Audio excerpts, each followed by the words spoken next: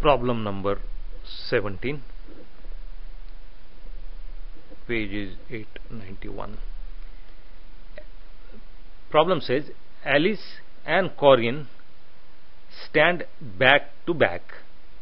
They each take 10 steps in opposite directions away from each other and stop. So let us imagine what is happening. If this is the 0, and we'll say Alice is A and Corinne is C, and Alice walks in this direction and Corinne walks in this direction. So they take 10 steps and then stop, and so we say that Alice reached here and this is her 10th step, and because the step size is not known, we on purpose take some different size and put 10 here for Corinne. Because this is 0, I'm just going to put negative sign here, just to be sure that that's the opposite direction. Then what happens? Alice then turns around and walks towards Corinne and reaches her in 17 steps. So when Alice returns from this point, this total distance was covered in 17 Alice steps. So if the step size is A, I can call this as 17A. That's the distance she walks.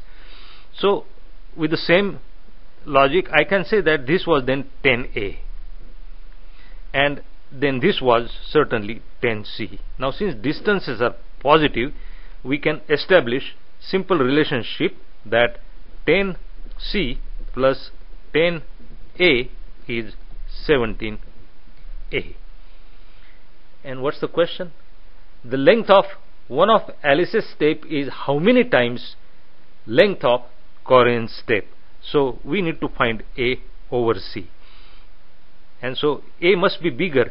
If the steps were of the same size, then there would be 20 steps that Alice would need to take, but she took only 17. This cannot happen unless her step size is longer. But let us see what's happening. So I'm going to erase this for a moment, because that doesn't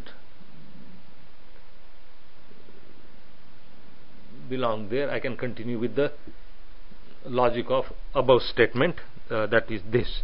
So I'm going to say this implies, so I have A term here, A term here, so 10C is equal to I transpose equal to 7A. This implies we need, remember, A over C. So I transpose 10, I transpose 7, that is cross multiplication, is A over C. So Alice's step is bigger because this ratio is larger than 1, and so the answer is 10 over 7.